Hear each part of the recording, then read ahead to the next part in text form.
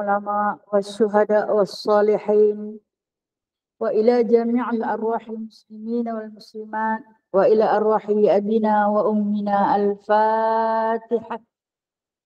أعوذ بالله من الشيطان الرجيم. بسم الله الرحمن الرحيم. الحمد لله رب العالمين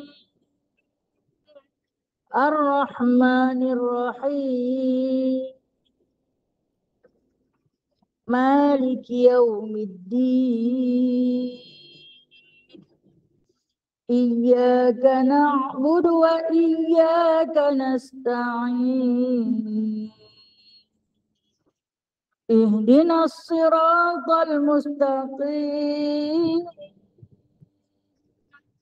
صراط الذين أنعمت عليهم غير المغضوب عليهم ولا الضالين.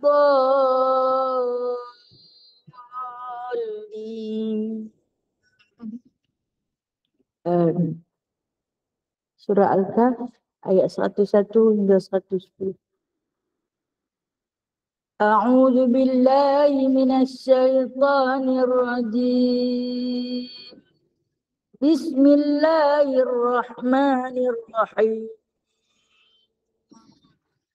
Alhamdulillah الذين كانت أعينهم في غطاء عن ذكري وكانوا لا يستطيعون سمعا أفحسب الذين كفروا أن يتخذوا عبادي من دوني أولياء إنا أعتدنا جهنم للكافرين نزلا قل هل ننبئكم بالأخسرين أعمالا الذين ضل سعيهم في الحياة الدنيا وهم يحسبون أنهم يحسنون صنعا أولئك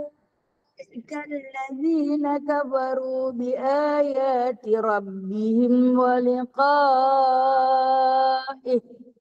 فحبطت أعمالهم فلا نقيم لهم يوم القيامة وزنا ذلك جزاؤهم جهنم بما كفروا واتخذوا آياتي ورسلي هزوا إن الذين آمنوا وعملوا الصالحات كانت لهم جنات الفردوس نزلا خالدين فيها لا يبغون عنها حولا قل لو كان البحر مدادا لكلمات ربي لنفد البحر قبل أن تنفد كلمات ربي ولو جئنا بمثله مددا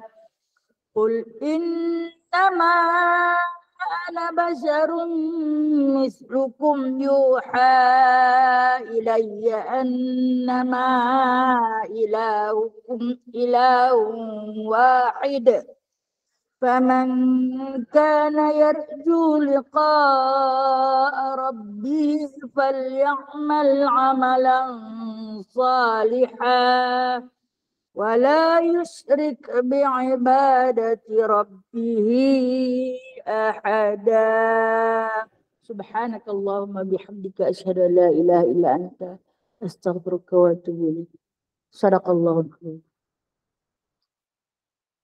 اللهم صل صلاة كاملة وسلم سلاما تاما على سيدنا محمد الذي تنحل به العقد وتنفرج به الكرب وتقضى به الحوائج وتنال به الرغائب وحسن الخواتيم استسقى القمر بوجه الكريم وعلى وصحبه في كل لمحة ونفس بعدد كل معلوم لك برحمتك يا أرحم الراحمين. اللهم صل وسلم على نور الأنوار وسر الأسرار والترياق الأغيار ومفتاح باب اليسار سيدنا مولانا محمد المختار وآله الأطهار وأصحابه الأخيار عدد نعم الله إفضاله. اللهم صل وسلم على سيدنا محمد الفاتح لما أغلق والخاتم. اللهم صل وسلم على سيدنا محمد الفاتح لما أغلق والخاتم لما سبق ناصر الحق بالحق والهادي لما سبق ناصر الحق بالحق والهادي إلى صراطك المستقيم إلى صراطك المستقيم وعلى آله وصحبه حق قدره ومقداره العظيم ومقداره العظيم. الله. بسم الله الرحمن الرحيم. رب اشرح لي صدري ويسر لي أمري واحلل عقدة من لساني يفقهوا قولي. اللهم صل على سيدنا محمد وعلى آل سيدنا محمد. ربي يسر ولا تعسر ربي تمم بخير يا كريم. سبحانك لا علم لنا إلا ما علمتنا إنك أنت العليم الحكيم إنك أنت السميع العليم إنك أنت التواب الرحيم. Amma ba'du faya ibadallah. Sahabat-sahabat yang diridhai Allah, yang dirahmati Allah Azza wa Jalla, yang dirindui baginda Nabi sallallahu alaihi wasallam, yang sangat-sangat saya hormati. Alhamdulillah, sehari lagi usia dipinjamkan. Syukur tak terhingga kita rafakkan sebanyak-banyak puji dan puja hanya kepada Allah Azza wa Jalla, Allahu Jalla Jalalah, Allah Subhanahu wa Ta'ala atas jemputannya.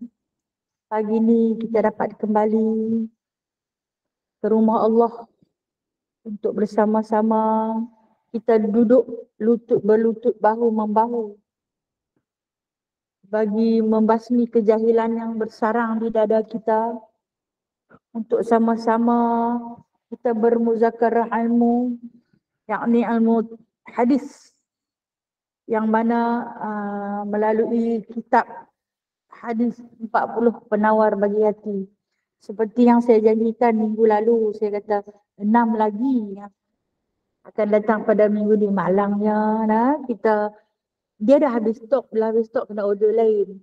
Nak tunggu dia sampai tu agak ambil sedikit masa. Maaf, andai saya memungkiri janji. Tapi saya kata insya-Allah kan. Saya tak kata pasti, saya kata insya-Allah. Jadi saya tangguhkan. Bila tertangguhnya minggu ni bermakna bulan depan. Insya-Allah. Kalau ada rezeki, kalau panjang umur untuk 6 lagi, kita tangguhkan dahulu 6 buah kitab lagi insya-Allah. Dan dalam tempoh 2 minggu ni, kalau ada siapa-siapa yang nak tambah order lagi, boleh bagi tahu tak kira lah. Bagi tahu melalui Kak Iyah ke, melalui Kak Zah ke, mereka boleh beritahu kepada saya terus. Baik, insya-Allah kita akan sambung pengajian kitab hadis kita. Pagi ni kita akan masuk hadis yang kedua. Hadis pendek sangat, tapi dalam arti kata yang amat besar, yang amat luas. Hadis ni dia berbentuk satu pertanyaan yang dibawa datang daripada Anas bin Malik radhiyallahu an, dengan persoalan siapa teman setia. Sedap nama tajuk hadis ni lah. Okey, bagi meraihkan hadis ni, saya tak suruh hafal ni, saya suruh baca. Tapi kalau ada guru lain dia suruh hafal setiap satu hadis dia suruh hafal, setiap minggu dia suruh hafal Kita hanya membaca, memadailah. Boleh membaca, alhamdulillah. Kita baca Bismillahirrahmanirrahim. An Anas radhiyallahu anhu anna an-nabiy sallallahu alaihi wasallam qala yatba'ul mayyita salasah ahluhu wa maluhu wa amaluhu fayarji'u ithnani wa yabqa wahid yarji'u ahluhu wa maluhu wa yabqa amaluhu. Muttafaqun alaih. Okay, hadis ni kalau dia tulis muttafaqun alaih tu ittifaq ulama-ulama hadis. Maknanya ulama hadis yang paling terkenal, kalau depa ittifaq ni, depa bersepakat mengatakan hadis ini hadis sahih. Ittifaq ulama ni sepakat. Siapa dia yang bersepakat? Dua ulama muhaddisin yang paling besar, Imam Bukhari dan Imam Muslim. Tulis itu muttafaqun alaih ni telah pun disepakat oleh dua orang ulama hadis, iaitu Bukhari dan Muslim. Ataupun pernah dengarkan dikatakan hadis riwayat Bukhari dan Muslim. Itu dinamakan hadis muttafaqun alaih. Dia punya nilai ataupun darjat hadis tu paling tinggi. Paling tinggi. Hadis ni dia ada beberapa tingkatan. Yang darjat nombor 1 yang diriwayatkan oleh Bukhari dan Muslim, muttafaqun alaih. Ada yang Bukhari sahaja tapi Muslim tak setuju. Ada yang Muslim sahaja tapi Bukhari tak setuju. Tapi bila ada yang muttafaqun alaih ni, kedua-duanya bersetuju mengangkat hadis ini sebagai hadis yang paling sahih. Hadis ini duduk pada martabat yang tertinggi, martabat nombor 1. Okey. Yang mana kita tengok maksudnya daripada Anas bin Malik radhiyallahu anhu, Rasulullah sallallahu alaihi wasallam bersabda, ada 3 macam yang akan menghantarkan jenazah ketika dibawa ke perkuburan, iaitu keluarganya, hartanya dan amalnya. 2 di antaranya akan kembali dan 1 lagi akan tetap tinggal menyertainya. Keluarga dan harta akan kembali, sedangkan amalnya akan tetap setia bersamanya. Hadis riwayat Bukhari dan Muslim. Jadi kita tengok satu hadis yang memberi peringatan kepada kita, yang disebut oleh baginda Nabi SAW Kita ni min turab ila turab. Ya? Manusia yang seperti kita atau makhluk-makhluk mana yang hidup min turab ila turab. Dijadikan daripada tanah dan dikembalikan ke tanah. Kembali balik jadi tanah. Asal-asal kejadian kita, Nabi Allah Adam AS diciptakan daripada tanah. Dan kemudian kita mengikuti rentetan penciptaan Allah Subhanahu Wa Taala min mani yumna, daripada mani yang ditumpahkan, mani yang diletakkan di dalam rahim wanita, maka hiduplah manusia itu. Namun masih lagi disebut kita ini dijadikan daripada tanah kerana asal-asal kejadian Abu Bashar, bapa bagi seluruh manusia itu adalah tanah. Dan dikatakan oleh baginda sallallahu alaihi wasallam ila turab, ke tanah jugalah akan kembalinya kita. Baik. Hadis yang diriwayatkan oleh Anas bin Malik ini adalah disabdakan ataupun dikatakan oleh Nabi sallallahu alaihi wasallam ketika mana baginda sakit. Ha? Hadis ni Nabi baca ataupun Nabi cerita kepada Anas bin Malik ketika mana Nabi sedang sakit. Setiap kata-kata Nabi SAW itu menjadi azimat ataupun mutiara yang keluar daripada lidah suci baginda, lantas dirakamkan oleh para sahabat melalui ingatan ataupun tulisan ataupun disebut sebagai hafazan. Kata Anas bin Malik. Okay, saya selalu cerita tentang Anas bin Malik. Saya ingat perempuan ingat, dan saya akan cerita sampai perempuan boleh hafal dia siapa. Anas bin Malik adalah anak angkat Nabi. Ataupun disebut juga orang sebagai khadam Nabi. Yang dihadiahkan oleh bondanya, yakni Ummu Sulaim. Selepas dia didapati dia adalah seorang balu ataupun ibu tunggal yang tak memiliki apa-apa harta untuk dihadiahkan kepada baginda Nabi SAW. Apabila mendapat perkhabaran yang Nabi SAW hendak berhijrah ke bumi Madinah, maka Ummu Sulaim cuba mencari apa yang ada dalam rumah dia untuk dijadikan hadiah dan diberikan kepada Nabi. Seperti mana penduduk-penduduk Madinah yang berebut-rebut untuk menjadikan baginda Nabi SAW sebagai keluarga angkat. Nak bagi anak perempuan untuk dinikahi. Sebab masa Nabi sampai ke bumi Madinah tu, Nabi bawa Aisyah sahaja yang ketika itu masih kecil. Ada riwayat kata Nabi solo, Nabi tak ada isteri. Mai di Madinah baru Abu Bakar As-Siddiq meminang Rasulullah. Bagi ada riwayat kata macam tu. Kita pakai kedua-dua riwayat. Dan tak kurang juga ada yang sanggup nak menceraikan isteri yang ada dua. Siapa yang boleh buat sampai tahap tu? Sanggup nak menceraikan isteri yang ada dua, nak bagi satu dekat Nabi pun ada. Perkara ini berlaku juga kepada Ummu Sulaim yang mana dia cari apa yang ada dalam rumah dia untuk dijadikan hadiah pada Nabi SAW. Ternyata dia tak memiliki apa yang disebut, dia hanya ada sekandil air, satu bekayak. Itu dia ada. Dan adalah pinggan-pinggan, bukan pinggan seramik, bukan pinggan alkohol, alkorok ke al segala al tu. Dia hanya ada dua biji pinggan yang diperbuat daripada tanah liat. Apalah yang nak bagi kat Nabi? Perhati tengok, oh aku ada anak.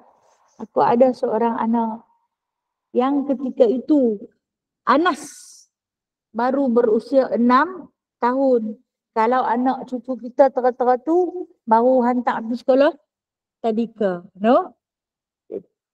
Dia memilih satu pendidikan yang paling tepat. Bila dia pandang dekat anak tu, dia kata bagi yang ni lah. Bagi yang ni lah dekat Rasulullah. Dah lah dia tak ada suami, tinggal seorang-seorang ditemani dengan anak tunggal satu tu tak yang ada dekat dia. Kalau kita tak bagi yang tu je harta yang ada, yang ditinggalkan oleh suami dia mati awal. Dan disebut Apabila datangnya Rasulullah sallallahu alaihi wasallam daripada kejauhan tu suruh Anas tu naik di atas pokok. Sebab masa tu bukan ada telefon, abang kami dah sampai sekian-sekian tempat. Kami berapa kilometer lagi nak sampai. Nah, insya-Allah dalam berapa jam kami akan sampai. Tapi masa zaman Rasulullah ni memang tak ada apa kemudahan. Melainkan kalau yang duduk di atas tempat tinggi nanti akan nampaklah bayang Rasulullah dari jauh. Maka ketika ini Anas adalah seorang kanak-kanak yang pandai memanjat pokok. Berbubuh dia di atas pokok kurma. Pokok kurma tu terkenal. Dia punya pelepah tu kan berduri. Ya? Tapi depa rintih duri tu, buang duri tu, letak dia di atas pelepah tu. Hang tengok kalau nampak saja bayangan 3 lelaki yang sedang berjalan. Tak tahu muka tak pernah tengok. Muka Rasulullah depa tak pernah tengok, tak viral. Tak ada Muhammad, okey hantar WhatsApp. Orang dia tak sampai lagi. Muka dia dah pernah tengok. Tak pernah tengok. Cuma dikatakan kepada Anas bin Malik, kalau hang nampak lah 3 bayangan lelaki yang sedang berjalan tu, cepat-cepat bagi tahu kat kami yang di bawah ni. Jadi Anas bin Malik nampak, dia pun bagi tahu. Dia bagi tahu dia turun. Mak tu kan sambil sapu rambut dia, macam kita katalah usap rambut dia, sikat bagi kemah-kemah. Usap dengan tapak tangan dia, dengan jari dia. Rambut Anas bin Malik. Bagi tahu dekat dia. Mak nak bagi dekat Rasulullah, mau ke? Dia mula-mula dia diam, dia tak mengaku. Mak nak bagi terus dekat Rasulullah, mau ke? Hangguk dengan golek sama banyak. Kita bayangkan anak cucu kita hari pertama kita hantar, kita dika. Kan dia macam tak berapa nak mau, tak apa nak masuk, kadang menangis, tak mau masuk. Jadi mailah Rasulullah, sampailah dikatakan orang pakat bangun menyambut kedatangan satu-satunya utusan Allah yang mana akan mengembilangkan muka bumi Madinah melalui Islam yang dimartabatkan. Penduduk-penduduk Madinah pakat bangkit sambut Rasulullah dengan berqasidah Tala'al badru alaina, telah terbitlah bulan purnama. Maksud dia Allah Ta'ala telah pun menghantar satu cahaya yang besar kepada kami untuk menerangi alam kejahilan. Jadi semua pakat serbu. Masing-masing adalah habuan. Ada bawa bekal makanan, buah-buahan, minuman dan sebagainya. Ada berebut-rebut bawa nak pergi duduk rumah mereka. Dan tak ketinggalanlah Ummu Sulaim. Bila mana Rasulullah melintasi di depan dia, dia kata kepada Rasulullah, ya Rasulullah, aku tak ada apa-apa untuk dinafkahkan, untuk dihadiahkan kepada engkau. Maka inilah satu-satunya harta yang paling aku sayang. Sebab kata Allah, lan tanalul birra hatta tunfiquna mimma tuhibbun. Tidak akan tercapai satu-satu kebaikan itu sehingga engkau sanggup membelanjakan, engkau sanggup menafkahkan, engkau sanggup memberikan apa yang paling sayang. Jadi dia kata inilah satu-satunya harta yang paling aku sayang. Aku bagi dia. Apa dia? Anak dia. Jadikanlah dia khadam sebagai menguruskan rumah tanggamu, menyediakan air mandimu, menyediakan air minummu, menyediakan segala kemudahan bagimu. Dia bagi terus. Ambillah. Ketika ini Rasulullah amat-amat terharu apabila menerima hadiah seorang anak yatim. Nabi pun susah, bayangkan. Nabi pun susah, mai selai sepinggang. Tengok-tengok dapat budak. Nak kena belah budak tu pula lah. Nabi nak kena belah. Dan selepas daripada rentetan sejarah Ummu Sulaim bagi Anas kepada Rasulullah ni, ramai orang pakai nak bagi. Susah tak kalau Nabi nak terima? Susah lah. Sebab apa? Nabi tak ada rumah. Perbelanjaan makan minum, kerja pun tak ada. Nak main belah pula anak orang. Susah kan? Tapi Nabi ambil Anas bin Malik. Maka kata Nabi kepada Ummu Sulaim, kamu tak menyesalkah memberi anak kepada Insan fakir seperti aku, kata Ummu Sulaim, aku tahu bahawasanya sebaik-baik manusia adalah engkau. Maka itu adalah pendidikan yang terbaik aku serah. Betul lah. Pemberian yang paling tepat, dia letakkan anak dia kepada Nabi SAW. Berkhidmatlah Sayyidina Anas bin Malik, yang disebut khidmat pertama Sayyidina Anas bin Malik ialah menyediakan air minuman untuk Nabi SAW. Okay, ringkas cerita. Pasal nak selami sejarah Anas ni. Bila Rasulullah kan disuruh duduk di atas rumah Abu Ayyub Al-Ansari, ataupun nama sebenar Abu Ayyub Al-Ansari, Zaid bin Khalid. Abu Ayyub Al-Ansari suruh Rasulullah duduk di atas. Dia duduk di bawah. Rasulullah tak mau duduk di atas. Sebab apa? Menghormati tuan rumah. Rasulullah nak pijak kepala dia di atas. Dan dia tak mau duduk di atas. Dia rasa dia nak pijak kepala Rasulullah. Jadi menanglah kepada pihak tuan rumah. Maka ketika ni kata Abu Ayyub Al-Ansari kepada Anas bin Malik, siapkan minuman untuk dua sahabat. Masa ketika ni Abdullah bin Uraiqid dah tak ikut Nabi dah. Tinggallah Abu Bakar As-Siddiq dan Rasulullah SAW. Bawalah Anas dua bekas. Dua bekas minuman. Yang dikatakan bekas minuman Rasulullah ni diperbuat daripada kayu. Diperbuat daripada kayu. Dibawalah oleh Anas bin Malik ni atas. Tapi terbalik budak-budak.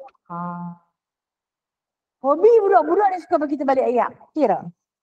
Kalau kita bawa dia pergi makan di mana-mana, dia suka bagi terbalik ayam. Dalam kita kata jangan terbalik.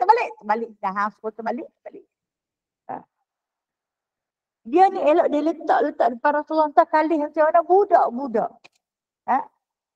Terbalik ayat tu.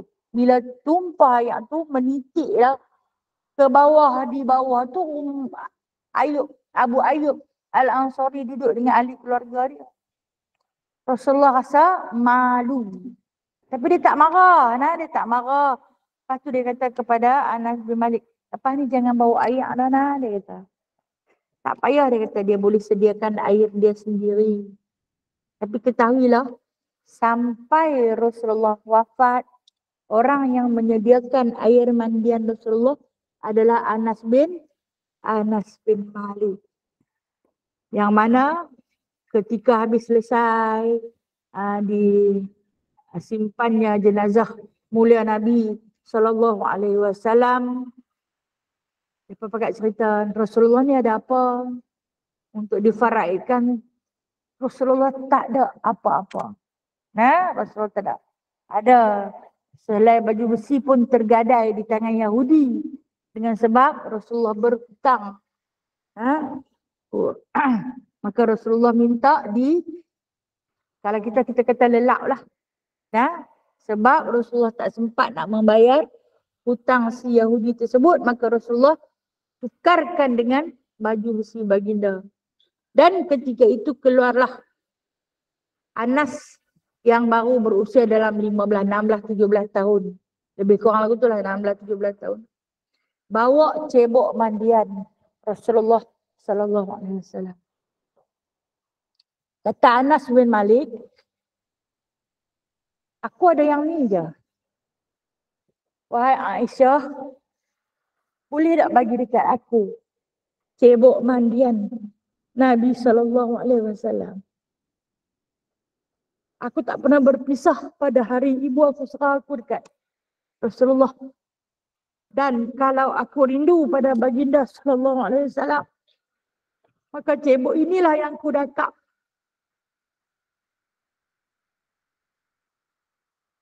Aisyah kata, walaupun dia berbentuk cebok mandian, tapi dia adalah harta pusaka. Hendaklah kamu bertemu dengan setiap isteri Nabi SAW nak minta nak minta cebok. Jadi dia jumpa dengan seorang Ummul Mukminin untuk menghalalkan cebok. Masing-masing kata, ambillah wahai Anas, Ambillah wahai Anas. Nak buat apa? Cebok saja. Rupa-rupanya cebok itu membawa satu kenangan yang paling indah dalam hidup dia. Sampaikan diriwayatkan dalam beberapa riwayat. Dia bila mana dia berpindah, dia pergi ke negeri Khurasan. Negeri Khurasan ni Uzbekistan. Khurasan ni lah. Dia pergi ke negeri Khurasan, dia bawa cebok tu. Oh heran, apa yang ada dalam kantung dia? Tengok cebok, ayam tak ada, cebok saja yang ada. Orang tak tahu apa yang ada pada cebok tu. Hanya kenangan dia dan Rasulullah. Dia pernah minta agar dia mati nanti jurus jenazah dia dengan menggunakan cebok tersebut. Masya Allah. Itu kecintaan, cinta seorang sahabat ataupun seorang anak kepada baginda sallallahu alaihi wasallam. Itu tanda Nabi baik tu. Nabi baik menyantuni dia sebagai seorang hamba. Okey, baik. Baru kita masuk pada hadis ni. Tak apa tau. Walaupun lari sikit tajuk daripada hadis ni, tapi saya nak dan saya nak diri saya serta puan-puan sentiasa ingat siapa dia Anas bin Malik. Tapi kalau Malik bin Anas orang lain tau. Anas bin Malik Malik bin Anas siapa dia? Imam Malik. Malik bin Anas Imam Malik. Baik. Apakah yang dikatakan oleh Nabi, kan tadi saya sebut awal-awal tadi. Hadis ini Nabi sabda ketika Nabi sakit. Kata Nabi SAW kepada Anas bin Malik, yatba'ul mayyit salasah. Akan mengikut satu-satu mayat ni, satu-satu jenazah ni, akan ikut dia ke tanah perkuburan 3 benda. Kata Nabi. Salasah ni 3 benda yang akan ikut mayat ke tanah perkuburan. Kita semua pasti, kita semua percaya bahawasanya kita ini adalah bakal jenazah. Okay? Semua mati, kan? Cuma kita tak tahu tang mana, sebab apa? Sebab itu menjadi rahsia Allah. Ajal kita di mana, umur kita berapa, sakit apa, nak dikebumikan di mana, hari apa, tarikh bila, pukul berapa, semua kita tak tahu. Tapi yang pasti kita akan mati. Dan kata Nabi SAW ini satu kebenaran baginda SAW. Apabila kita mati, 3 perkara ini akan ikut kita ke tanah perkuburan. Yang mana kata Nabi SAW, yang pertama ahluhu, di kalangan ahli keluarganya. Anak dia, bapa dia kalau ada, masih ada bapa, kalau tak ada mungkin abang dia, adik dia dan sebagainya, pupu papak dia. Okey. Sekali lagi saya ulang. Yang akan mengikutinya ahli keluarganya. Bapa, abang, adik, anak lelakinya, semua lelaki. Kalau boleh perempuan, tahan Ustaz, jangan ikut jenazah. Kalau boleh perempuan, tahan, jangan ikut jenazah. Nabi tak bagi perempuan ikut. Tapi kalau nak pergi, selepas daripada tu. Lepas orang balik, kita boleh pergi. Tapi kalau saya kata pematang ni dia special sikit dalam perkuburan. Orang balik, orang kunci pintu dah kan. Tunggu hari lain pula. Tunggu hari lain pula. Boleh perempuan menziarahi jenazah tanah perkuburan. Asalkan dia menjaga kemaslahatan. Dia menjaga silat dia, jaga aurat dia, jaga percakapan dia, jaga pergaulan dia. Boleh. Jangan campur sekali dengan lelaki. Tapi sebaiknya jangan hadir bersama-sama jenazah. Biar dulu. Lepas selesai, kemudian bila dia balik, kita boleh masuk. Ataupun dia bersurai, kita boleh masuk. Jangan ikut sama-sama duduk sekali di situ. Ini Rasulullah pernah tegur perempuan, pernah dilarang satu ketika dulu. Awal-awal Rasulullah pernah larang perempuan itu. Sebab Rasulullah tak mau bercampur dengan lelaki. Tapi oleh kerana menziarahi kubur itu boleh mengingatkan kita pada mati, maka Rasulullah kata pilih. Tapi jaga kita punya adab. Boleh. Jadi kemudian kata Nabi SAW, yang kedua yang akan ikut maluhu. Okey, harta. Harta apa yang orang bubur kat kita? Harta apa yang dibubur kat kita? Okey, mungkin kereta kita ke, motor kita ke orang naik. Baju kita ke orang pakai. Atau apa-apa juga yang milik kita. Yang ikut pergi. Kemudian satu lagi amal. Yang ini pasti. Amalan. Amalan ni disebut di sini adalah amal soleh dan amal mungkar. Kedua-duanya ikut. Hang buat jahat pun dia ikut. Hang buat baik pun dia ikut. Inilah yang dikatakan teman setia. Kata Nabi, farji usnan. Usnan ni, dua ni balik. Dua tak tunggu di tanah perkuburan.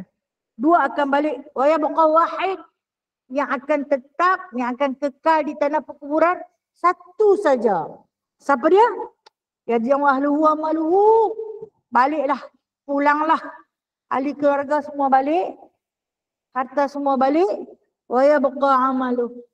Yang kekal hanya satu saja. Yang akan duduk dengan dia. Apa dia?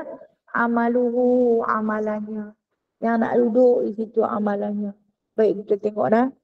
Dalam kehidupan kita hari ini, manusia terlalu taksub dalam media sosial. Kalau boleh, nak himpun seramai banyak followers. Bangga, aku ada 1 juta pengikut dalam Facebook. Aku ada 2 juta, 3 juta dalam TikTok. Nak cerita. Itu semua teman-teman dunia. Teman-teman berseronok suka. Sekadar nak like sahaja. Tapi sibuk mencari. Buat cerita fitnah. Orang ramai ikut. Bagus. Aku buat cerita pembohong, orang ikut. Sebab apa? Sebab nak tarik perhatian orang untuk menjadi pengikut dia. Kalau ramai ikut, dia dapat bayaran. Kalau ramai orang like, dia dapat bayaran. Tapi adakah mereka itu teman setia? Tidak juga. Yang menjadi teman setia yang disebut oleh baginda Nabi SAW di sini iaitu amalan. Amalan apa? Tak kira amalan baik ataupun amalan buruk. Baik. Kita bicara dulu tentang kematian seorang mukmin. Seorang mukmin ni orang yang mati dalam keadaan beriman. Mati dapat mengucap kalimah syahadah. Itu kematian mukmin. Kematian seorang mukmin ini apabila orang yang akan menguruskan jenazah dia sedang sibuk menyiapkan kafannya. Kain kafan. Sedang sibuk menyiapkan air mandiannya. Ayat kapuk baruh dia. Kan kita panggil ayat 9 tu. Sedang menyiapkan tempat pemandian dia. Maka ketika ini hadis diriwayatkan daripada Jabir radhiyallahu an. Apa kata Jabir? Aku dengar Rasulullah bagi tahu. Kita ni waktu kita diletakkan di atas tempat pembaringan, orang ramai sedang menyiapkan proses pemakaman kita, air mandian kita, kain kafan kita. Allah Ta'ala akan hantar roh kita. Roh mukmin. Tapi dia tak boleh masuk, dia hanya duduk di dada. Kalau cantik amalan kita, maka cantiklah dia. Memberitahu hari ini hang dah mati. Kafan sedang disiapkan, air mandian sedang disiapkan. Kamu akan dimandikan sebentar lagi dan kamu akan dipakaikan dengan pakaian yang berwarna putih. Itu satu-satunya harta yang akan dikirim bersama-sama dengan kita. Dan kemudian lihatlah apa yang ada di sekitar kamu. Siapa yang akan menguruskan jenazahmu? Kata Rasulullah pada Jabir. Maka dilihat roh tadi pada sekitar dia, siapa yang akan menguruskan jenazah dia. Dilihat di tempat mandi. Andai yang dimandikan itu orang yang dia tak kenal. Alangkah malunya aku, wahai anak-anak. Malu. Kerana yang akan memandikan jenazah dia orang asing. Malu. Dilihat di tempat kafan. Juga orang lain. Yang akan memakaikan pakaian pada dia. Dilihat yang duduk berzikir, membaca Al-Quran pun orang lain. Lagi sedih ini disebutkan oleh baginda sallallahu alaihi wasallam. Kemudian diangkat naik pula. Selesai proses mandi dan juga dikafankan. Dikatakan dihantar jenazah itu ke tanah perkuburan yang Nabi sebut balik dua. Ahli keluarga balik, sayang macam mana pun dia takkan tunggu. Waktu orang dah bubuh dah di dalam lahat tu dia takkan tunggu. Dia pun takut. Yang dia kata cinta sampai ke mati tu. Mati-mati yang seorang tu dalam tu. Aku nak balik lah, aku takut. Tu semua janji palsu.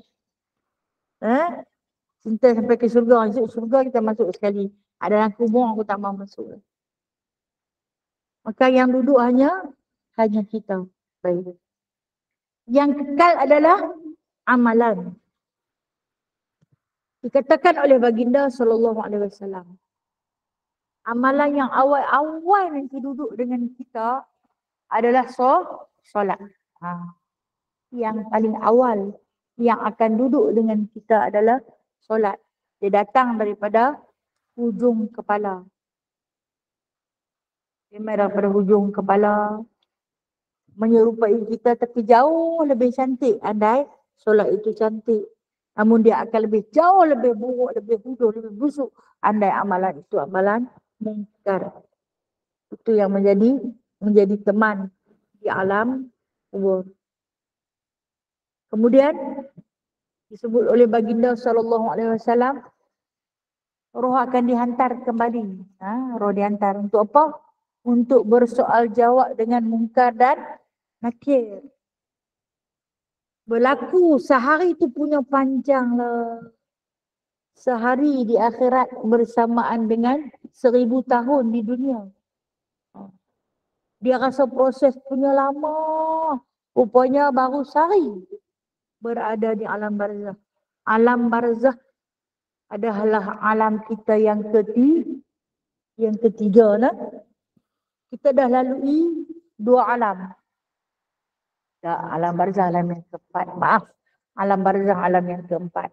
Alam pertama alam azali. Tak ada lagi. Tak tahu tak mana-mana kita duduk. Alam kedua alam rahim. Kita pernah menumpang duduk dah. Selama 9 bulan, 10 hari, kita pernah tumpang dah duduk dalam rahim mak kita. Betul tak? Ingat tak? Siapa boleh cerita? Aku duduk dalam rahim, ingat juga lah. Tak makan kok mulut, makan kok pusat. Kan?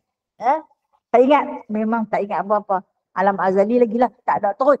Kemudian alam ketiga, alam nyata. Lah ni. Sekarang kita berada di alam ketiga, alam nyata. Alam dunia fana. Ingat tak? Tak ingat saja lagi. Tak ingat tu bukan orang hilang ingatan.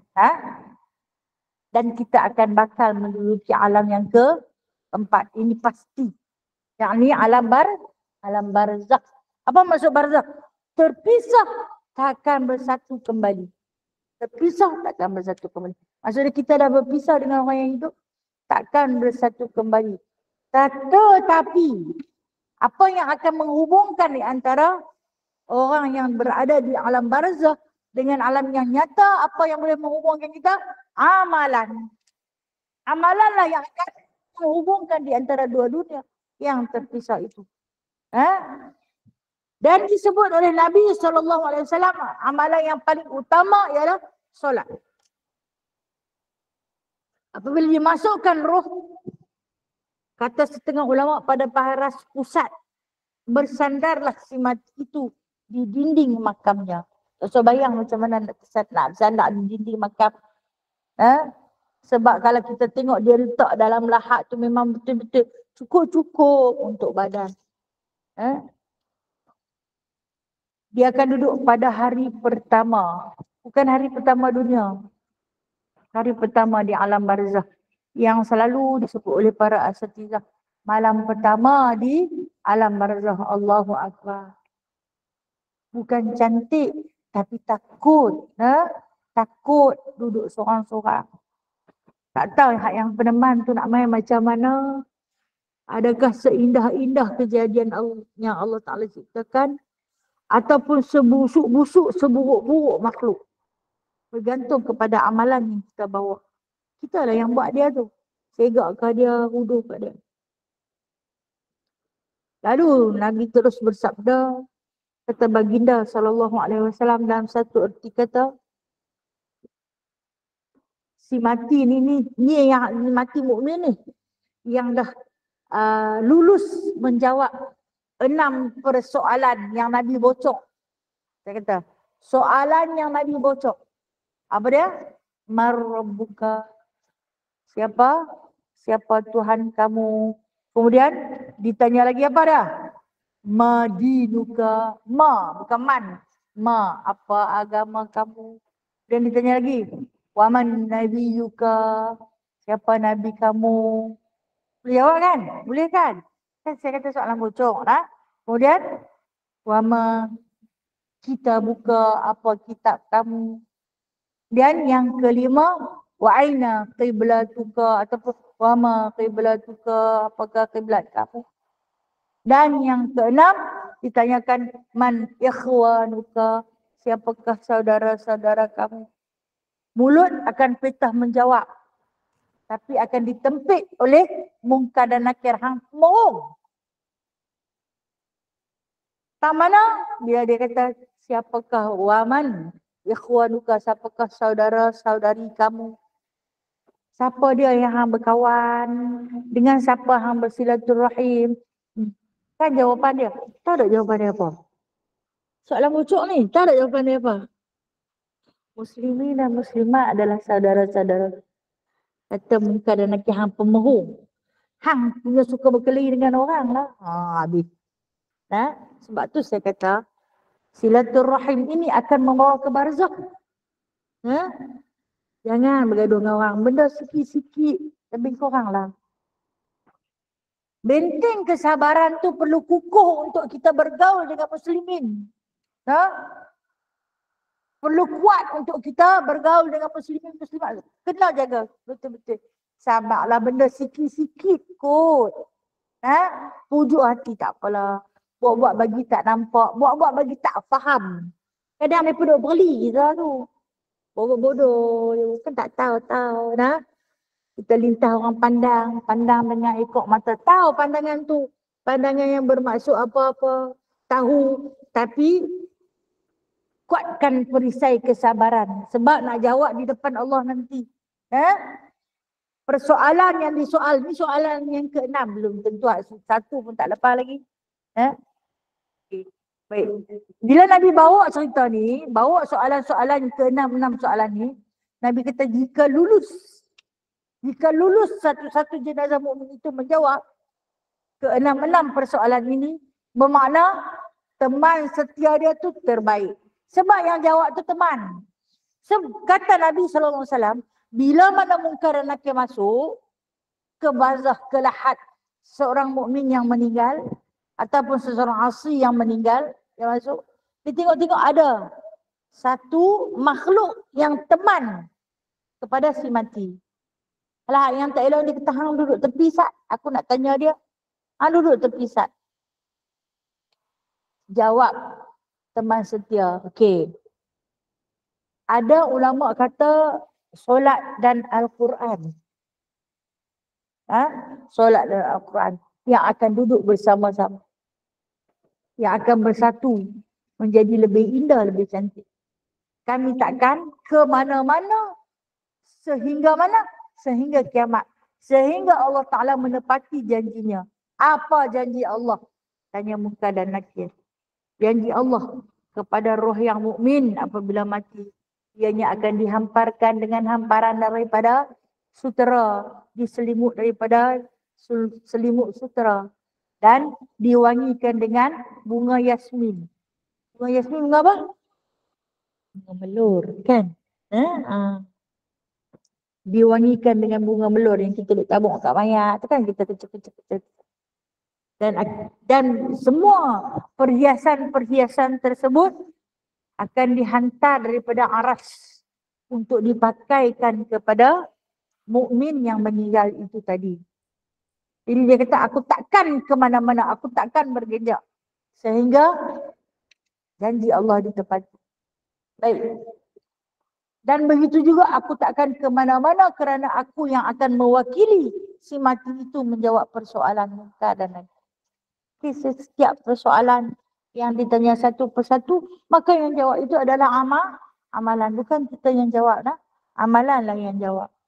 Jadi takutlah kita takut, malu, gerun, gentar. Datangnya kedua-dua malaikat yang bersayap, merah berbola matanya, hitam wajahnya, membawa soalan, suara seperti petir, membelah bumi. Andai tak dapat menjawab di palu, terbenam 70 hasta ke dalam perut bumi, dicungkil balik, ditanya lagi, dibenam. Anda tak dapat menjawab. Tapi kalau anda dapat menjawab, disandarkan di dinding makam dalam lahat. Ini gambaran yang Rasulullah cerita kepada Jabir bin Abdullah. Apabila disandarkan dinding makam, pemandangan yang pertama Allah Ta'ala akan bagi lihat kepada si mati. Kan roh dah masuk. Dia tengok matahari terbenam. Jangan fikir dengan logik akal kita, macam mana duduk dalam kubur nak nampak matahari terbenam. Allah Ta'ala Maha Kuasa boleh menjadikan lubang kubur itu seluas-luas saujana mata memandang. Dan boleh menjadikan lubang kubur itu sebusuk-busuk kawah di antara kawah neraka. Itu aja Allah. Kata Rasulullah, bila mana seseorang hamba mukmin itu melihat matahari terbenam, dia kata kepada Munkar dan Nakir, "Hai malaikat, aku tak solat lagi. Matahari terbenam, tanda masuk atau apa?" Tak dengar, nak kalah lagi, dah tak sikit. Tak sikit lagi. Aku dengar. Maghrib. Ke subuh. Maghrib. Aku takut nak jawab. Macamlah saya bawa hutan dah. Maghrib. Matahari terbenam, tanda masuk waktu maghrib. Kita kan, dalam hidup kita biasa-biasa ni pun kalau masuk waktu maghrib, kita tak seronok lah. Kita tak seronok nak duduk di luar ke, kita tak boleh dah. Walaupun kita dalam perjalanan, dalam musafir, boleh jamak solat. Tapi bila dia tengok maghrib, hati tak seronok dah. Hati gelisah. Walhal tak apa, kita jamak takhir. Tapi hati tak seronok dah, matahari dah terbenam. Tanda malam akan melabuhkan tirai dia. Hati dah susah, aku tak solat lagi. Orang yang ahli solat, dia akan berbimbang sampai dalam lahat. Dia bimbang. Ya malaikat, dia kata, aku belum bersolat lagi.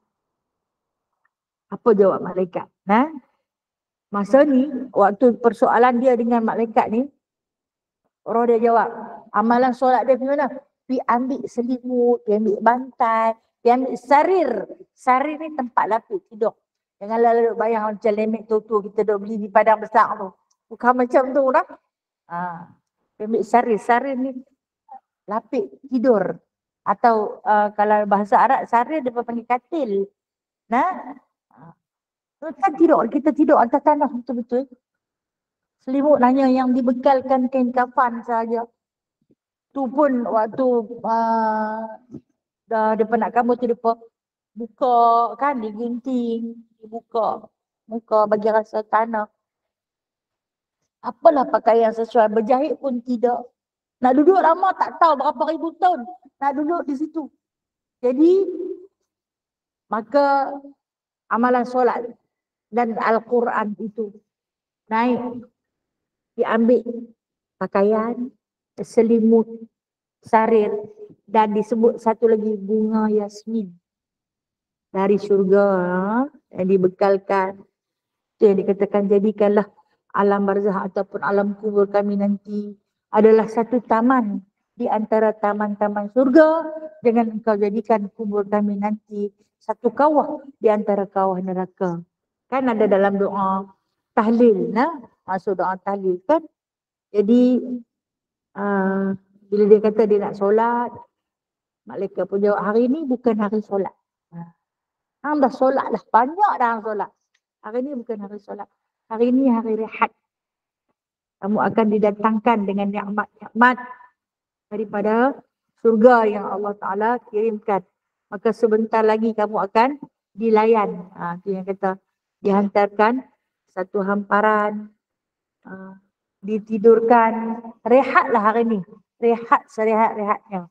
Masya Allah Ta'ala. Allahu Akbar. Allah Maha Besar. Dan janji Allah itu adalah benar. Maka direhatlah. Sampai bila? Sampai ditiupnya satu seruling ataupun kita panggil sengkakala. Ditiupnya sengkakala, diceritakan amalan yang setia menemani di alam kubur ni, dua saya sebutlah yang paling setia, yang teman dalam kubur. Al-Quran dan solat. Paling setia. Dia tak pernah tinggal. Yang akan sentiasa masuk ni adalah amal jariah. Yang tu kita panggil pencin. Saham. Amal jariah. Daripada harta wakaf yang kita wakafkan. Tak kira lah. Apa juga yang kita wakafkan, dia akan sentiasa masuk. Laju seperti mana digunakan. Banyak mana orang guna, banyak tu yang masuk. Sentiasa ada daripada harta wakaf kita. Wakaflah kerana Allah, bukan untuk mengungkit-ungkit, bukan kerana kita nak ikut orang bagi pilah malu kalau tak bagi. Orang semua bagi. Aku rasa-rasa tadi macam tak mau bagi, duit tak ada. Tapi dah orang pakat bagi pilah juga malu. Sehingga orang tengok aku tak bagi apa. Tak, kita memberi kerana Allah sebagai bekalan di alam barzah nanti yang nak jadi teman di sana. Dialah yang akan masuk. Macam kita duk masuk duit gaji tu. Saham pencin. Yang duk masuk setiap bulan, tapi yang dimasuk sentiasa hari-hari. Sebab yang akan bagi dekat kita saham di akhirat nanti adalah Allah yang maha kaya. Manusia miskin, bulan sekali baru dia masuk. Tu pun yang kena dikemas ini, yang kena buat laporan sekian-sekian, baru dia nak bagi. Tersilap sikit ya, selek lah tak masuk bulan ni, awak dah tak masuk. Kadang-kadang lambat, kadang-kadang cepat. Tapi saham Allah Subhanahu Wa Taala tak pernah terlewat. Sentiasa tepat pada masanya dan sentiasa mengalir seperti air sungai yang mengalir tak putus. Macam itulah saham akhiratnya. Selalu ulama-ulama mewar-warkan saham akhirat, saham akhirat. Baik, apa dia fungsi Al-Quran? Al-Quran kita faham dan kita tahu dia kalamullah. Hadis kalam Rasulullah. Al-Quran kalam Allah. Di antara awal-awal yang akan memberi syafaat di dalam kubur adalah Al-Quran. Maka oleh itu, jangan malu nak belajar Quran. Jangan malu. Kita ni Allah Ta'ala jadikan kita tak semua sama. Ada yang fasih sebutannya, ada yang tak fasih sebutan dia. Ada qafnya nipis jadi ko. Nak jadi ko juga. Tak larat nak hantar dah ke engkong. Dia nak jadi ko. Kan ada juga. Ada yang kha-nya tak bergerak dok ko juga. Ko dengan ko lebih kurang serupa. Bunyi nak sama. Jangan malu. Jangan malu. Adakah terlewat? Tak terlewat. Orang kata makan belacan banyak lidah. Tak juga. Teruskan. Jangan malu untuk terus belajar Al-Quran. Kerana ia akan datang di akhirat nanti memberi syafaat. Dan dia juga akan beri syafaat di alam barzah. Kata Sayyidina Uthman bin Affan radhiyallahu anhu. Alam kubur adalah kiamat yang pertama. Siapa yang terlepas daripada dia, dia akan lepas di hari kiamat nanti. Tapi siapa yang sangkut di dalam dia, beringatlah dia akan lebih banyak sangkut di sana nanti. Itu kata Sayyidina Osman bin Affan. Maka dia kata, aku tak tidur tak lena bila memikirkan aku di dalam alam barzah macam mana nanti. Nah, apalah yang akan menjadi teman aku di sana nanti. Itu Sayyidina Osman bin Affan. Siapa dia? Di antara 10 sahabat yang dijamin syurga. Bimbang, tidur tak lena. Kita ni lambat. Tak, pak. Letak raib. Tak letak pun raib. Sambil duduk pun aku lena. Ha? Punya senang hati. Kan? Kata dia tidur tak lena. Fikir kepada hadis. Kata-kata baginda sallallahu alaihi wasallam. Siapalah yang nak teman aku di sana? Walhal Sayyidina Osman bin Affan. Ni pasal apa saya nak cerita pasal dia? Pasal dialah yang menulis semula Al-Quran yang kita dah baca sampai hari ni. Hasil daripada tulisan beliau yang disebut sebagai Rosam Osmani, meneruskan perjuangan sahabat Rasulullah Sayyidina Abu Bakar As-Siddiq mau kumpul. Sayyidina Abu Bakar kumpul sampai kepada Sayyidina Umar masih lagi mengumpul. Mai kepada Sayyidina Osman, dia bukan. Hantar. Dia tulis. Itu yang kalau kita tengok tulisan Al-Quran punya sempurna kan.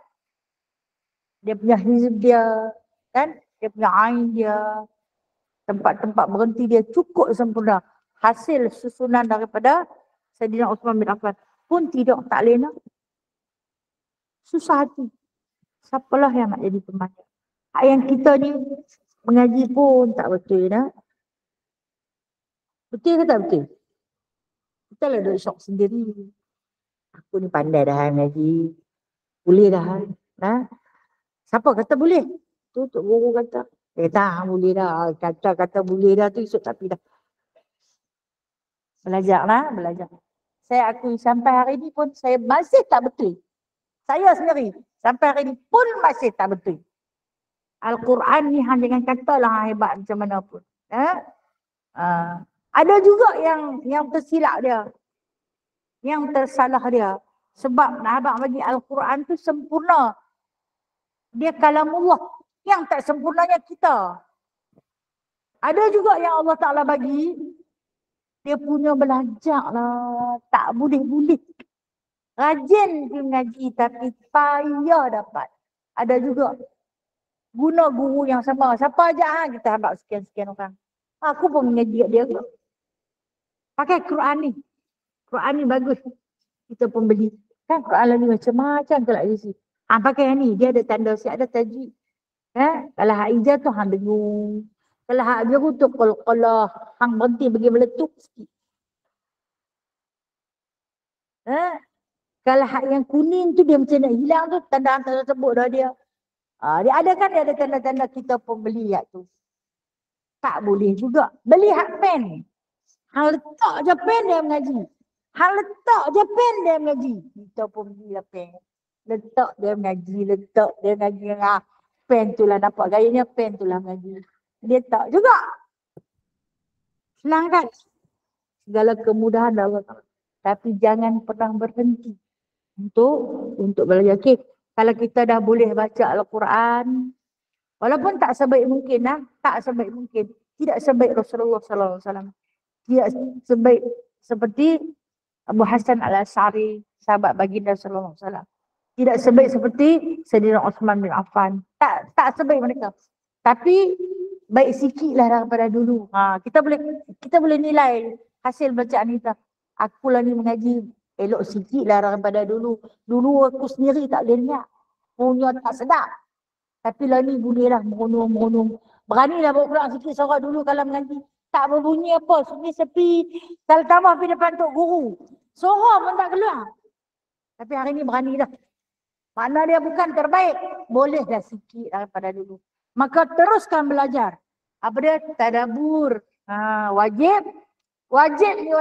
Sebab Al-Quran akan datang kepada kita sebagai syafaat. Di alam barzah lagi dia nanti baik sebagai syafaat. Apa maksud syafaat? Bantuan. Dia nak tolong. Dia nak tolong jawab 6 soalan.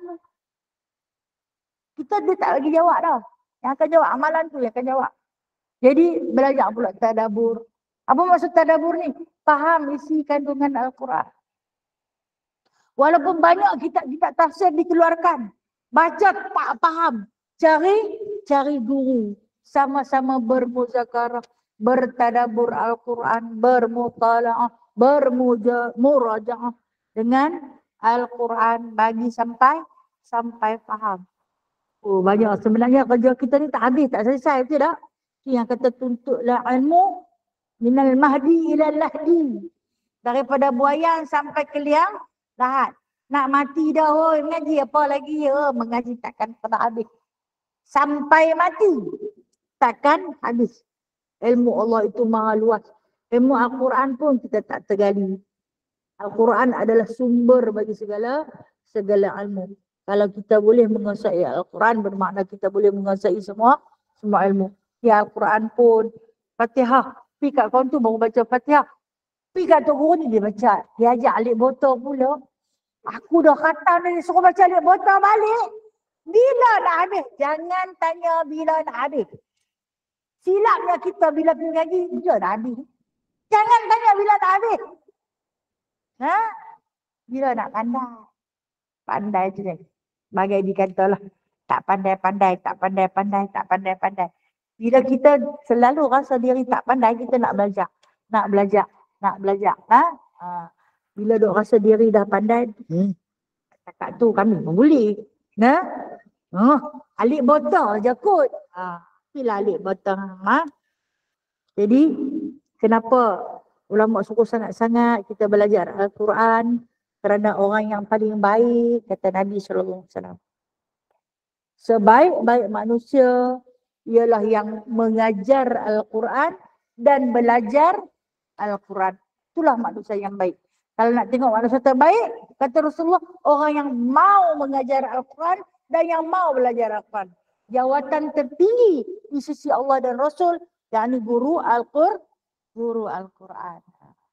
Walaupun orang suka bagi duit, dia orang bagilah. Orang nak ingat tak suka. Orang tak suka, orang tak bagi. Tapi itu jawatan tertinggi di sisi Allah dan Rasul. Kerana apa? Kerana Al-Quran akan datang menjadi teman setia di alam barzakh nanti. Datang kepada kamu membawa syafaat. Kalau hari ni kita dah boleh sikit, kan saya kata, nak kata pandai tak pandai, tapi elok sikit lah daripada dulu. Orang minta tolong. Aku dengar hang baca elok. Boleh tolong ajak aku. Ajaklah. Itu harta yang akan berterusan daripada alam barzakh sampai ke kiamat. Tolong ajak. Dapat pahala jariah. Pahala yang akan terus mengalir sampai bila? Sampai melintasi siratul mustaqim. InsyaAllah ta'ala. Kalau orang minta ajar, ajarlah. Kalau kita tak boleh ajar, belajarlah. Sebab kita nak ambil level yang tertinggi di sisi Allah, orang yang mengajar Al-Quran dan yang belajar Al-Quran. Itu di antara teman setia yang akan duduk sama-sama dengan kita di sana. Anak pinak kita balik, kereta kita orang bawa balik, motor kita orang bawa balik, tapi yang akan duduk di alam barzakh adalah amalan. Di antara amalan yang akan bersekutu dengan amalan solat, iaitu amal Al-Quran. Bacalah Al-Quran. Sebaik-baiknya, waktu bila tak nak baca Al-Quran? Sebaik-baiknya. Sebelum subuh dan lepas maghrib. Itu waktu yang terbaik. Sebelum subuh tak sempat, Ustazah. Mangkit pun dekat-dekat orang nak azan. Tak sempat lah kan? Baca lepas subuh. Lepas subuh tak sempat Ustazah, anak-anak nak pergi sekolah, suami nak pergi kerja, kelang kabut nak buat segala. Tak apa. Baca lepas tu. Zuhur lagi tak sempat Ustazah. Baca lepas tu. Zuhur tak boleh hangat. Habis dah duduk nak baca pun tak. Baca lepas asar pun tak boleh. Orang nak balik kerja. Orang nak minum kopi. Orang nak gini. Lepas maghrib baca. Maghrib dah letih tak larat. Habis nak baca bila. Tak susah baca terus. Cari ruang. Kata ulama fiqh, waktu terbaik baca Al-Quran sebelum subuh dan selepas maghrib. Okay, saya yakin yang ada di depan saya ni memang ahli Al-Quran. Ahli Al-Quran Alhamdulillah insyaAllah ta'ala. Dan nak cari waktu yang terbaik sebelum subuh dan lepas maghrib. Sebelum subuh ni 10 minit sebelum subuh kita boleh baca dah. Kalau kata 10 minit sebelum subuh mungkinlah bacaan dengan bertaranum. Apa yang dia nak baca? Selai atau dolai dia boleh selesai. Masuk subuh, dengar azan subuh tu berhenti. Raikan azan subuh. Tidak nak pulun baca juga berhenti sah. Jawab azan lebih afdal daripada baca Quran ketika tu. Kemudian habis dia azan, sikit lagi nak habis 2, 3, 4 baris. Bagi pun habis selesai. Ya, dirikan solat. Itu adab. Adab kita sedang membaca Al-Quran yang kita kata akan menjadi teman setia dalam kubur. Tapi dalam masa yang sama, kenapa kita nak raikan azan yang baru datang? Kerana azan yang baru datang, dia bawa lagi besar pahala. Apa dia? Ada soal jawab kita, ada jawapan kita pada laungan si muazzin itu tadi. Dan kemudian diakhiri dengan doa azan. Dan doa azan itu kata Nabi SAW, barang siapa yang menjawab sahutan azan, kemudian membaca doa Allahumma rabba hadhihi da'wati tammah habis tu, wajib syafaat aku kepadanya. Wajib dia kata. Jadi kita cari yang mana yang lagi besar pahala, kita ambil. Wallahu a'lam. Itulah di antara pesanan baginda sallallahu alaihi wasallam. Kita jadikanlah sebagai azimat untuk kehidupan kita yang pasti akan menemui kematian. Kalau cerita tentang alam barzakh, kita pasti akan mengalami suasana yang sedemikian. Dan kita haraplah kita akan menjadi ruh yang mukmin, yang mana yang disandarkan di dinding makam, memohon kepada malaikat untuk bersolat maghrib. InsyaAllah ta'ala. Wallahu a'lam. Baik, ada soalan nak tanya? Jangan malu bertanya lah. InsyaAllah saya pun kan boleh saya jawab semua lah. Assalamualaikum Ustazah. Siapa dia? Okey. Nama sebenar Abu Ayyub Al-Ansari, Zaid bin Khalid. Okey, kita ada soalan daripada sahabat Google Meet. Assalamualaikum Ustazah. Waalaikumsalam warahmatullahi wabarakatuh. Ustazah, macam Ustazah cerita pasal mengaji Al-Quran kan. Cakap Ana ni pun dah 30 tahun Kak Ana tinggal Al-Quran. Kak Ana tak pernah pegang, barulah dah tua ni barulah nak belajar. Macam Kak Ana duk mengaji di rumah seorang-seorang. Memang Kak Ana berguru, tapi di rumah Kak Ana mengaji seorang-seorang. Kalau silap tu berdosa dah Ustazah. Itu saja Ustazah. Okey, baik. Terima kasih soalan daripada sahabat Google Meet kita. Bertanya tentang bacaan Al-Quran beliau. Biasalah, kita dulu zaman jahiliah. Semua orang ada zaman tu Waktu tengah mengaji tu, masa mak suruh pergi mengaji, kita boleh ikut. Kalau orang perempuan, dia main mendengar, tidak pun dia main period. Dia akan berhenti mengaji. Lepas tu dia duduk rumah mak dia, tak boleh mengaji. Dengan ayat tu lah. Kerja. Dia tinggal dalam Al-Quran. Lepas kerja, jumpa bertemu jodoh, kahwin. Bila kahwin, jumpa dengan anak pinak. Kan? Sampai mungkin kadang ambil masa sampai berbelas tahun, bahkan puluh tahun. Mai tengok-tengok, dah tua. Adakah terlewat? Tidak terlewat. Selagi ada umur, selagi ada usia yang Allah pinjamkan, belum lagi terlewat untuk belajar Al-Quran. Belajarlah. Jangan malu saja. Jangan malu. Buang malu tu jauh-jauh. Kemudian, kita pergi ngaji berguru kan. Berguru. Balik main, kita menerah. Orang tua-tua dulu panggil menerah je. Baca seorang-seorang di rumah. Berlaku tak kesilapan? Pasti berlaku lah. Depan tu guru pun silap tanpa seorang-seorang.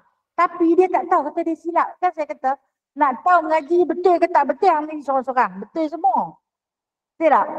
Sebab tak ada siapa yang nak tegur dia. Kan takkan nak tengok kata guru tu, dia pun tak mau lah. Bila balik buat, dia pun dah tidur ke. Kan?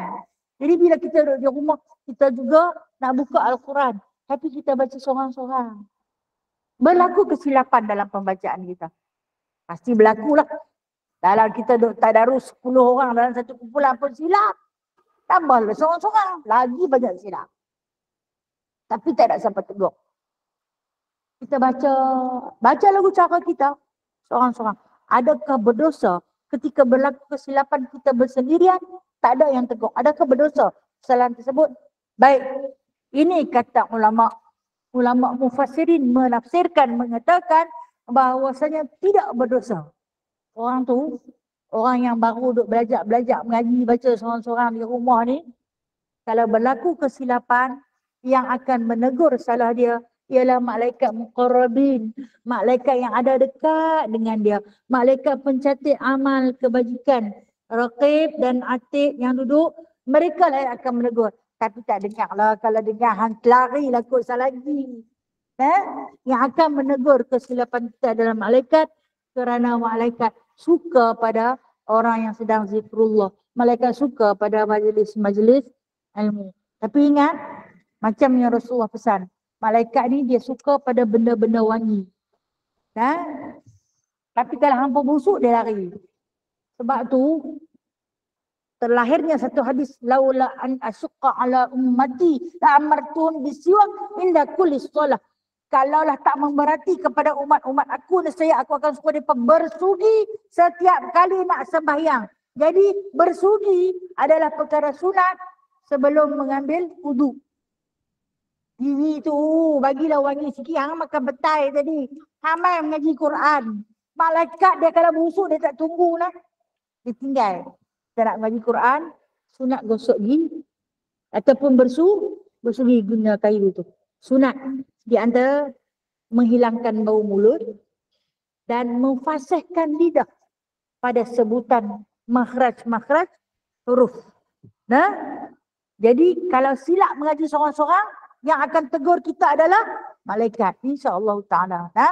Ya, Malang.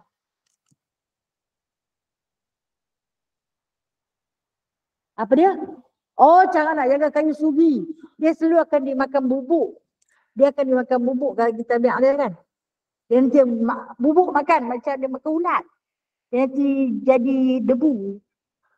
Kan kayu sugi tu. Baik, cara penjagaan kayu sugi dia kena rendam dalam air. Nak ambil pakai terus. Patut lepas guna bubuh balik dalam cawan, dalam contoh dalam bilik air kita tu ada satu bekas kita buah air. Lepas kita guna, kita rejam dia balik melalui hak bulu dia tu lah. Kita buah dia balik. Saya nak guna, sebelum berwuduk tu kita sugi dulu. Kan macam Rasulullah ajak, saya dah ajak dah. Cara bersugi saya dah ajak dah. Apa nanti kita ajak pula. Cara bersugi yang diajar oleh baginda sallallahu alaihi wasallam, kita ada yang buat macam zigzag tu. Bermula daripada kanan ke kiri. Cara nak pegang dia kan dia ajak pegang dengan cara kelima-lima jari. 1, 2, 3, 4 di atas dan yang ibu di bawah. Pegang macam tu. Macam pegang. Okey. Rasulullah ajak. 1, 2, 3, 4. Dan ni, tekan macam ni. Rasulullah ajak. Dan ada juga ulama ajak macam kita pegang pensel.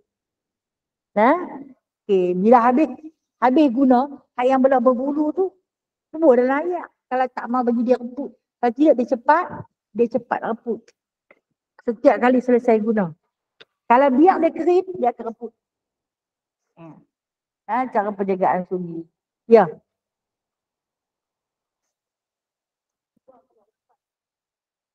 Okey.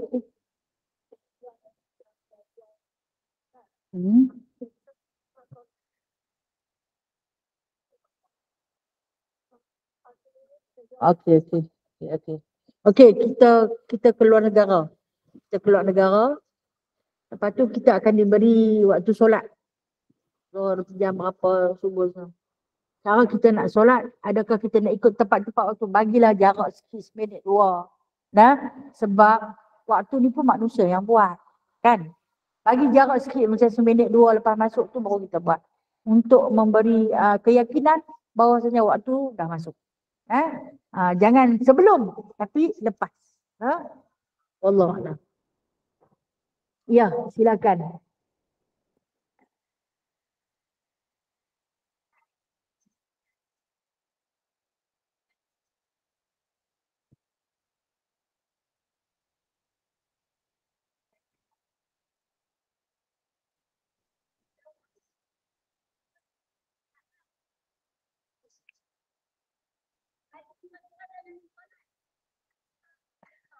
Azan pula. Okey. Macam mana nak jadi? Okey, baik. Terima kasih. Ni jenis azan bertindih-tindih kan. Okey, azan daripada masjid kita dah dengar azan. Kita kan duk tunggu waktu subuh. Kan? Nak ambil di antara kebaikan solat sunat subuh. Kita dah dengar tu habis dah azan ni, kita pun sembahyang. Sembahyang sunat fajar. Lepas tu tengah-tengah duk sembahyang, ayat surah dekat pula azan. Kita dah tengah sembahyang. Kita ni jadi cuak. Nak berhenti ke, nak terus, nak berhenti ke, nak terus. Teruskan. Sebab dah masuk waktu. Cuma hak surah tu dia terlambat. Mungkinlah dia baru duk ambil sembahyang ke tadi, dia terlewat. Dan ataupun dia bagi laluan pada masjid bagi selesai baru dia bawa. Nah, jadi apa yang perlu kita buat? Teruskan. Tak payah berhenti.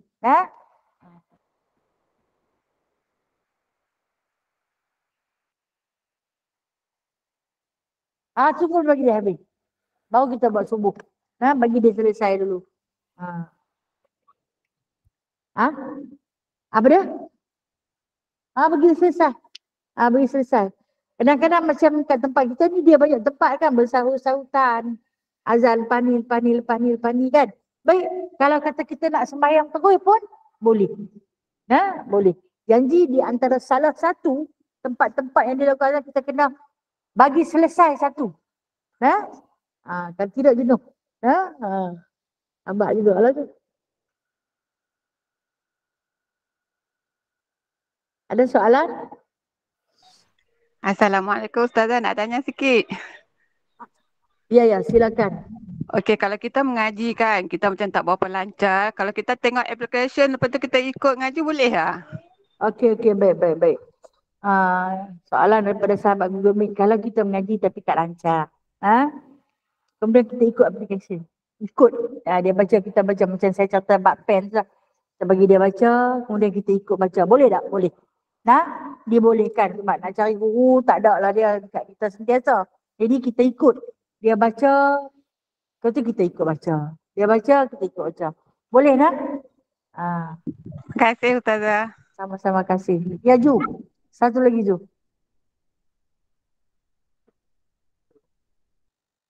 Apa dia? Okey, baca Al-Quran yang tak boleh sebutan ra. Okey? Okey.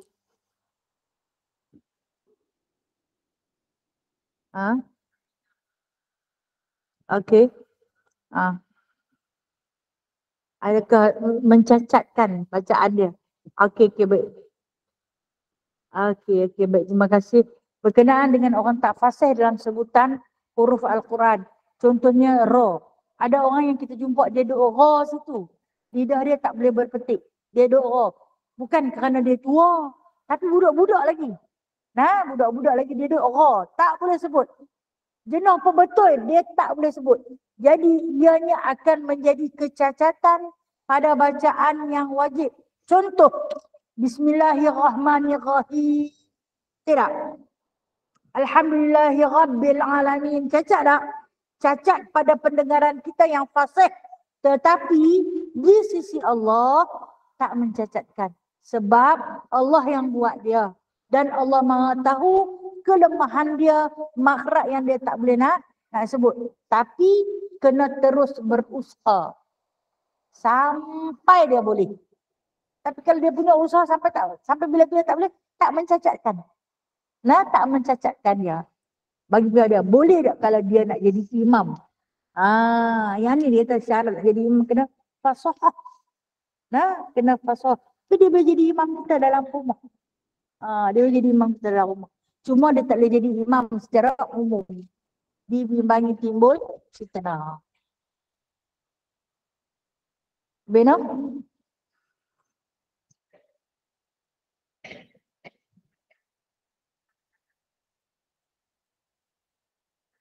Okay. Nak sambung? Okey. Kita ambil sembahyang, kita duduk dalam tandas. Dalam bilik ayak lah. Kan lah jamban kan. Dalam bilik ayak ada jamban kan. Okey. Memang rumah semua lagi. Dalam tandas ada bilik ayak. Mandi pun ada tandas. Memang lagi semua rumah tu kan. Tu duduk dalam tu, tengah nak ambil wuduk. Dah azan. Azan ni, syaitan ni dia memang tak ada tempat nak lari. Dia akan lari masuk berpusu-pusu dan tandas. Ambil ayat tu. Kita macam mana persoalan dari sahabat kita ni? Adakah kita nak kena lari keluar?